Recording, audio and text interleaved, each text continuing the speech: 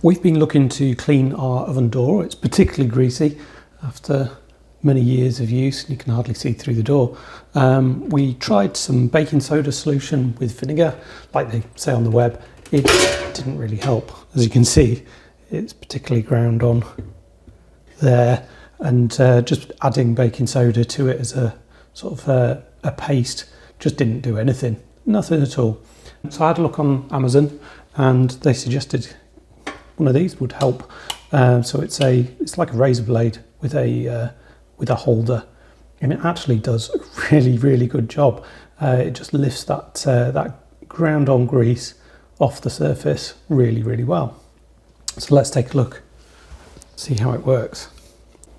Okay, so I'm going to push the blade into the glass, but keep it kind of flat, and then just push and slide into it and shave that layer off. Look at that. You can see straight through that, and you get a tiny bit of that on there, just that layer that you've scraped off. So that works so well. So I'm going to do that for the rest of it. It shouldn't take too long. So this is about 4 minutes later. I found that about a 45-degree angle on the glass is best for this, and it's great. So it's about £7 on Amazon. You get a load of refills for the blades, so it should last ages.